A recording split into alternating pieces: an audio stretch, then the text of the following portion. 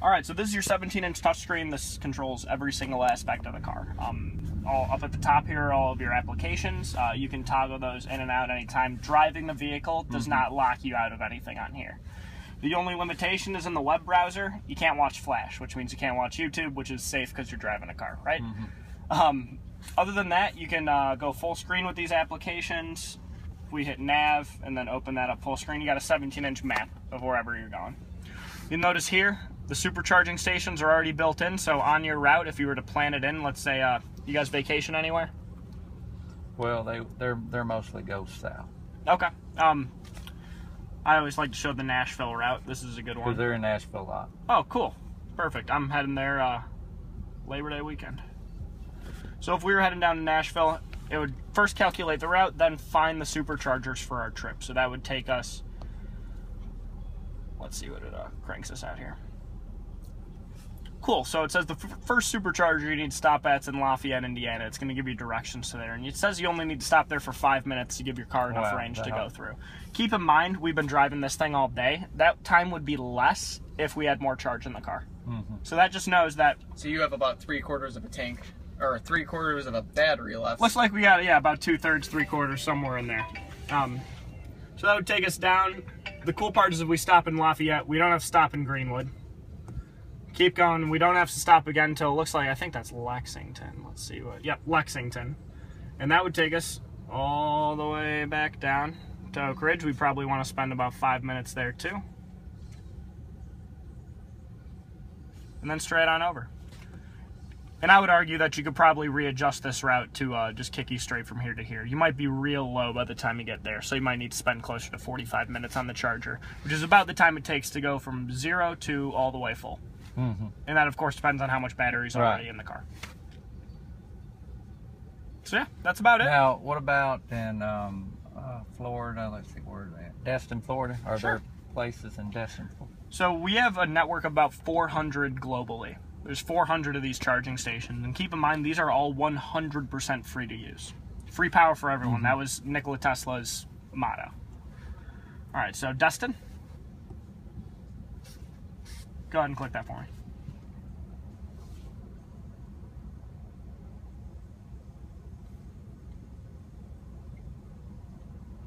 So no, that's still Chicago. Cool, and like I said, because we're a little low on charge right now, it would want us to pick it up from Highland Park. But if we zoom out, take a look at this whole route, continue trip, it looks like it's taking us on a nice straight shot all the way down to the beautiful city of Destin, Florida. And that's nice too, because you're not at any point going very far out of your way for superchargers. Exactly. What we're doing is we're adding these along every major highway in America so that you're able to really not inconvenience yourself on the trip, you know. Like I said, it said in Lafayette, Indiana, we're going to have a 2% charge yet. Drive slow to reach destination. Now, would you have to stop there, or could you go on? Well, it'll tell you that you're going to be at 2% when you get to that location. So you are. That's how smart this car is. So it's even going to say you got to drive slow to reach that destination. So this car goes out of its way in many capacities to make sure you don't run out of electricity. And Tesla Motors as a company has set up a lot of these so you can make those trips. Let's say you had a little Honda. One of those little generators. Could you keep, just for safety, have one of them with you? Yeah, that would add a lot of weight to the car. They're about, because I have two of them, they're probably about 60 pounds. Yeah, so that wouldn't be too bad. But, I mean, you could absolutely keep one of those guys with you. You could if you had to. And then, depending on what kind of outlet, you have a mobile charger with you in the car at all times. The car comes with one. And then you would just put the adapter on that would suit that charge. What kind of, I've never seen one of those Honda generators. Oh, it's 110 volt? They're real quiet. Yeah, no, well, you can put in, it's got for a big adapter.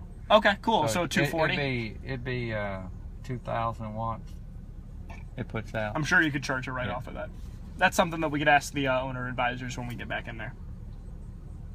Other than that, your controls are very simple. There's, besides the panel over there, there's about 8 buttons in the whole car. Most of it's just controlled through the touchscreen. Yeah, music right here. The stock system's made by us.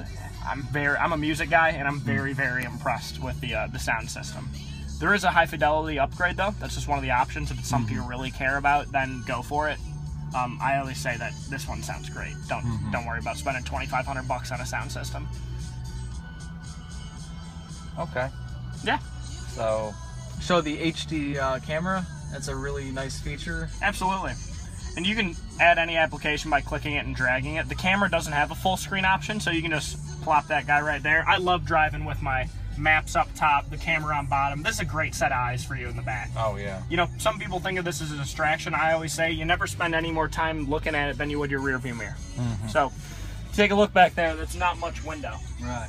That's a lot of window. Oh, yeah. I mean, there's a good amount here, but that's a much well, your better side option. blind spots are great because you really get a lot from these. But you'll see when we're on the highway that this will show you a lot of stuff behind you. It's a fisheye lens. So let's start by going through with the ride height control. Actually, this car is not equipped with the air suspension. Okay. Oh, I'm sorry. Yes, it is. So,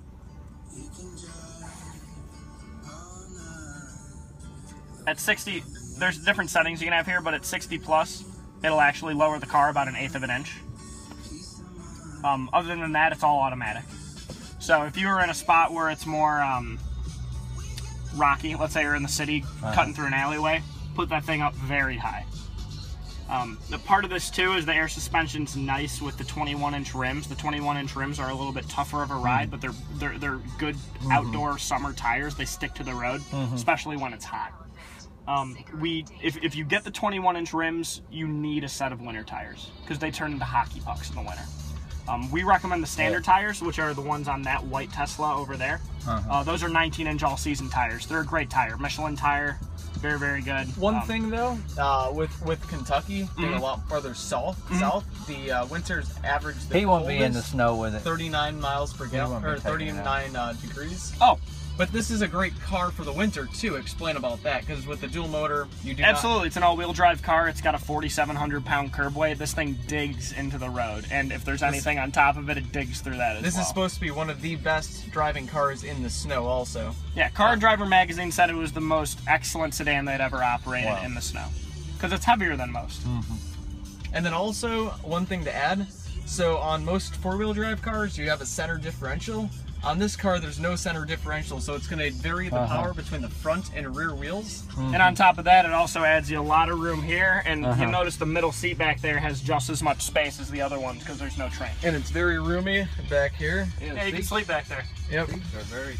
So this is actually the upgraded interior as well. These are the next gen seats, as we call them. You'll notice they hug you real nice, and when we're taking turns at X amount of speed, however fast you want to go on them, they'll really hold you in there nice. You have no center. This is all flat, as you can see.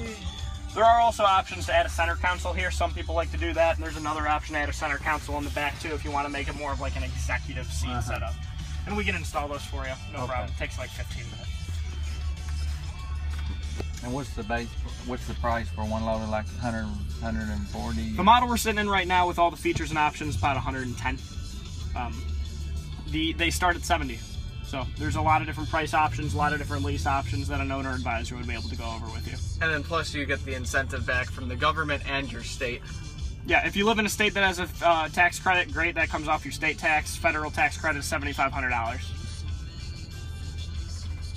Okay. All right, we ready? Yep. All right, go ahead and buckle up. Take a look at your mirrors. Make sure you can see everything. Everything's adjusted. Don't want to be doing that out on the highway.